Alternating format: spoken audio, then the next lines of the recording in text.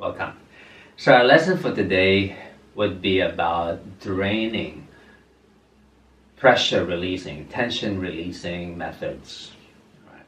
As individuals, we always subject ourselves to both external, which includes physical, and internal stresses, which we ourselves inflict to our body and the psyche.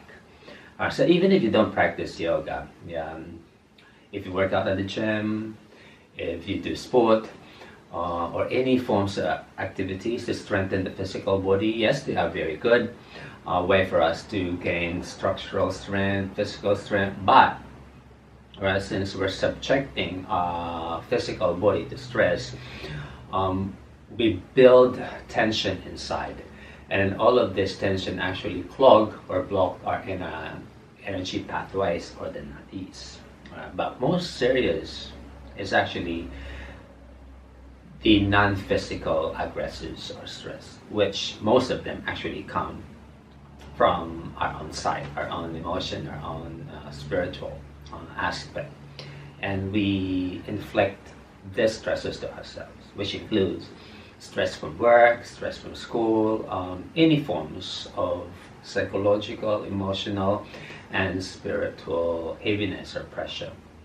Alright, they all end as well blocking our inner energy pathways, or the Nadis. And eventually, over a period of time, years and years of blocking them, will lead to physical pain manifestations like joint pain, nerve compression, even serious cardiovascular respiratory diseases, or even like as common as headache, shoulder pain. All of these are actually blockages building inside the body, and they get so thick and accumulated and they manifest externally as pain and illnesses and diseases. Alright, so my goal for this tutorial is actually share with you 3 methods. All of them are basic in nature, so you could practice at home. We will not be doing the full routine, so I will just be sharing with you the technicalities and principles behind, and then the practice itself, and then just adjust. Practice on your own, suit your time, do as long as your body needs it, and your own comfort and your own space. Alright. So when we are faced with attacks, the physical body closes. It's inherent. Right? When we are faced with spiritual, psychological, or emotional imbalances, our body closes. So both ways, internal or external attacks, the body closes. Alright. That's inherent, that's natural. In its attempt to protect our inner body. Alright. And when it happens, we actually unknowingly exhale. So that's why when we are so stressed, we tend to be like that. And then when we try to avoid, for example, sudden fall, like that, the hips contract. And then we quickly exhale the breath out. So what if, for example, we reverse or we counter that inherent action of the body by doing the opposite as we exhale? So this is when the method comes into the picture. So we're gonna now attempt to control the functions, or the autonomic functions of the body, for us to benefit from the draining and the stress releasing effect of this method. Alright, so this is inspired actually by the Mahabandha, the Swan. I'm just combining all the deeper elements of yoga, Mahabandha, the breath of the Simhasana, or the lion's breath, and some backbends to open the hearts. But we will not be doing that. I'm just translating the realizations and the benefits of this element for this lesson. Alright, so the first is, so you're going to assume the sitting position like this. For example, if this doesn't agree because of your knee issue, Now, what you want to do is maybe you don't have to buy blocks or whatever you find at home. Yeah, but if you have the resources to invest, buy a block, yeah, a pair of them maybe, and bolster. We're gonna be utilizing them. Yeah, so yeah, or anything you can find at home. Yeah, I got mine from a really good shop here in Auckland. It's Instant Art. So if you're around the locality, you might want to check on them. They're really very durable and high quality. Yeah. All right. So going back. If this, for example, is heavy for the knees, you can actually use the bolster or the block and then sit cross-leg position. What's important for this drill, the hips would need to somehow be elevated so that the lower back and the rest of the lower structure remains open. Alright, yeah. For example, let's assume this position. Yeah. So the first drill is to actually just use the normal pattern of the breath and then performing some bodily adjustment to counter the inherent action of the body when we inhale and exhale. So no worries about the inhalation, because the inhalation will just have its natural way of moving the spine to open. Now, we're going to attempt now to counter the exhalation, not really counter the process, but we still exhale, but do some adjustment in the body so we counter the dropping of our spine. Alright, so when you inhale, just a natural inhalation. Now when you exhale, instead of you rounding, instead of you collapsing the spine, you can actually do the opposite with the body. So inhale, but when you exhale, open the throat up. But when you open the throat up together with the tops of the chest, the sternum, exhale, and then lean forward again. Exhale, like you melt the heart. And as you inhale, you return back up, hang to the back, but keep rising the breath up. So this is like the Mahabandha. This is by the exhale, release, open, counter by lifting the throat up. Exhale, inhale, slide in and back, and then hang the shoulders up. Exhale, let the shoulders relax behind, but lift the throat forward and up. And then inhale. Exhale. Inhale. Exhale. Loosen the arms. Inhale. Exhale. Inhale. See that? Now we use the awareness that when we exhale, we know that the spine will close. Now do some adjustment, counter that by deliberately, willingly open forward and up. And as you inhale, draw it in, up, or back and up. Alright, so now the principle is this, because when you inhale, the breath here would have to be drawing up, the inhalation, because when you inhale, you use the drawing up action of the breath to lift the heaviness out of the hips and then pull the heaviness up. Alright, but the tricky part is because we have to exhale, the energy will drop inherently. Now, you don't want that to happen.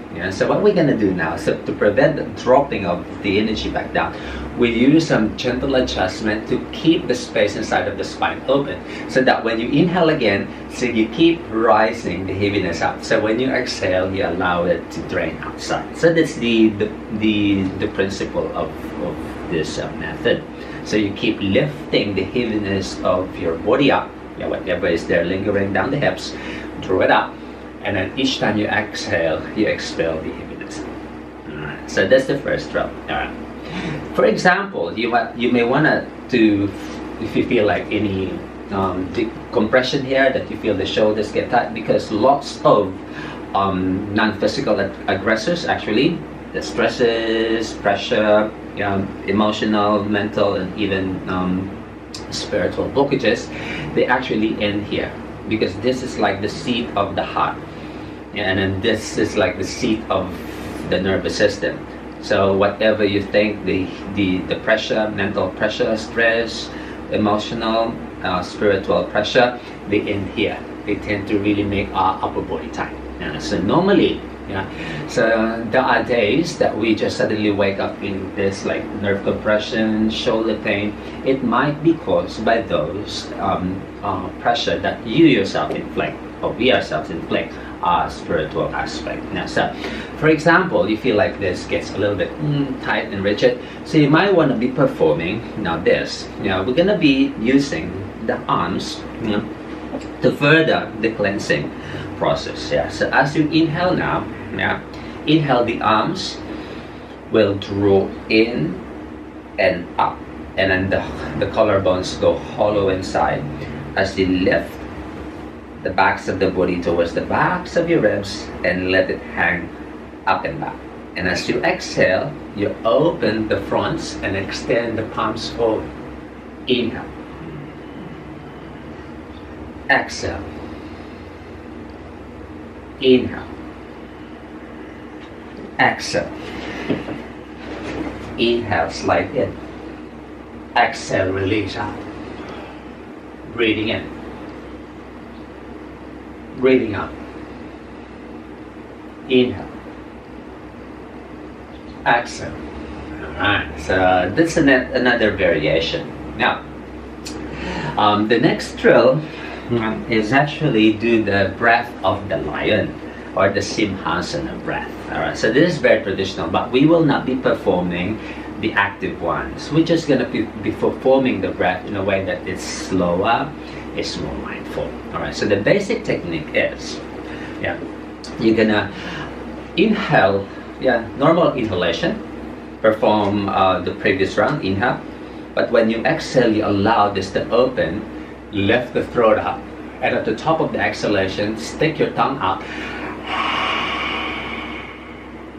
like that, and then you're looking right up between the space of the eyebrows as you exhale. So let me angle, or you can bring your gaze towards the center, so you feel like you're actually crossing the eyes. So inhale light, exhale, at the top of the exhalation, stick the tongue out and down. This one will feel nice stretch. Look your gaze up. Inhale. Look to the tip of the nose. Exhale, melt it at the top. Flush the air out. Like that. Inhale, throw it in. Alright, so the principle of that one is we will not allow the spot of the neck to just open, because we're holding too much pressure there, like we're being like held tight here because of the pressure, so you just want to let go, but as you let go, lift the throat up and inhale, draw it in. So the principle is the same. You are just advancing the method so you can go deep down the joints and then the nerve around the neck, the front, the side, even the shoulders, and that way you unclog them. Alright. So the third method is actually to be performing, which is the third drill. So you do it progressively. First, you do the breathing pattern, the first method, and then you do the lion's breath. But before that, actually, you need to perform some gentle body movements. So you might be doing some twist there, some side to side, just to release the initial blockages of the physical before you do the drills. Alright. So the third drill is actually to use and utilize the props. And this is where we allow the heart to open. This is where we even allow the hips to drain. And this will require utilization of the blocks as well. This one to support the neck, or anything you can find at home. You can like do a stack of books there, as long as you can keep your head supported. Bolster. Alright, so if you're gonna be investing something for the blocks, I would really encourage you to invest bolster, really nice and sturdy there, yoga blocks, and of course blanket to keep your cold spot warm, because this drill drainage should be done in a warm room, so you don't want to be feeling cold, otherwise the joints will not be able to let go. Alright, here. Alright, so the first block, or the first bolster, supports the back of the knee, so you can just allow the hips to release. Alright, now The second one would be here. All right. So you're gonna adjust your back and then just allow the back to contour down the size of the bolster. If you don't have the bolster, you do and then fold like a roll, a thick blanket, and until you form that blanket the size of the bolster like this, and suit your back. So in here, you want this part of your ribs to draw up, but the remaining part of your spine sloping down and back, and then down to the floor. And then there, the blocks there will now cushion the neck. So for example, your neck is quite tight. You can lift and go higher. So you don't have to really open the neck up here. Just make sure the head is supported fully like that. All right. Now, the shoulders would have to open externally like this, so the collarbones are wide, and your upper back is hanging over. So you just let go. It's about letting go, actually, this one. And then the breath, you can apply the same. All right. As you inhale, you're gonna draw the breath from here, and then from the space of the heart, exhale and allow the upper back to go wider down, like you're melting. As the heart opens at the top of the inhalation, allow the rest of your upper back to hang and suspend. So breathing in, breathing out. Inhale, exhale. Breathing in,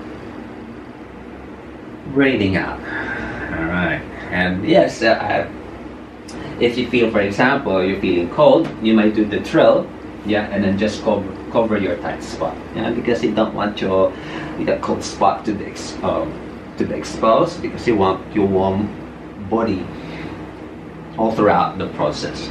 Good. There we go. Breathing in, roll it inside and up. Exhale, roll the heaviness out and down. Breathing in, breathing out. And then here, you might be feeling one side is actually tighter. Adjust and hang that side higher. All right, so the hips, release the neck. All right, really find your own structure where it's open and free, and like it's actually melting. The bones are melting away, or the muscles are melting away from the bones, and then the bones actually are surrendering down to the earth. So feel the heaviness of the body. You're fully supported by the props, by the bolster, and then you're fully supported by the breath as well. Breathing in, and let it hang. Exhale. Inhale it, adjust, exhale. Alright, so the hips down, draw it in, and then you feel this really soothing and comforting. The heart opens, so you open up your body.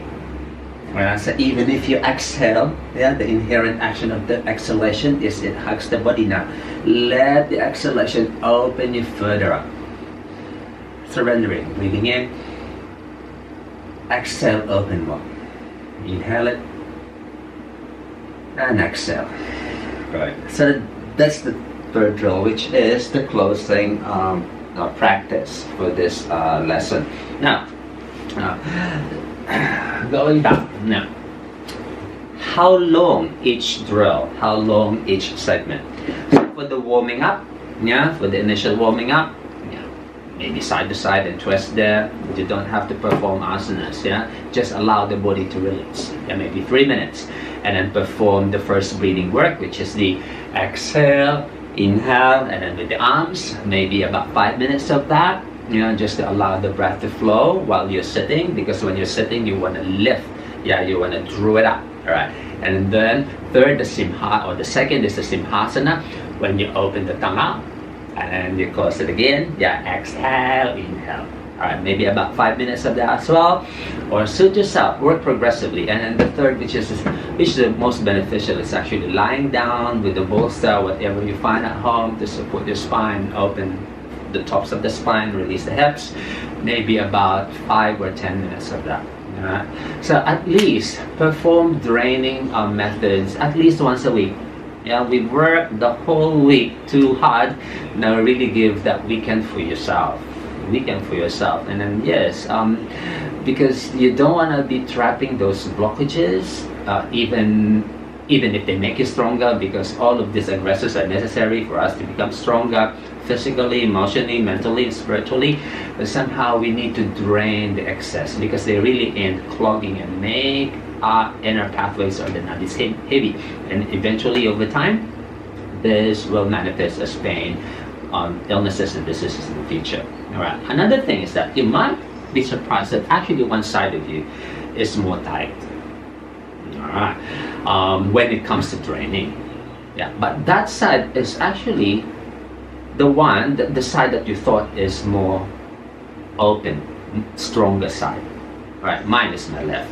When I perform my asanas, my left side is the stronger side. But when I do my draining, surprisingly, it's the one that's really getting too tense. Yeah, because it's so used supporting my weaker side, which is my right, that when it comes to draining, it will fight the process. So this is really meditative. Right? So in a way, aside from you draining, you also now acknowledge your own nature. Which side of you is actually stronger? Which side of you compensates for the lack of the other side? And then you can adjust. Yeah, so you might be feeling the need to always adjust. Yeah, because when you do your draining, it's your stronger side actually that will have difficulty draining the excess blockages or draining out of the system. Alright. So yes, you may want to try this method. Yeah, it's inspired by how I feel the energy manifest inside. It's inspired by how the energy flows, yeah, from the hips all the way out, yeah, and then from inhaling and exhaling, and then we just use some bodily adjustment just to counter the dropping of the spine when we exhale, and just surrender the heart. Alright, so it's like back bending, the breath of the lion, that decompresses the neck and shoulders, and this one is inspired by Mahabharata. All of this have energetic significance. I'm just translating all of this to a lesson which could be utilized by general practitioners, or most of us for that matter. Alright, so yes, yeah, let me know if you have any questions about this topic. Yeah, happy to help. Keep the practice safe, enjoy, and always look after your health and wellness. Good. See you next time. Namaste.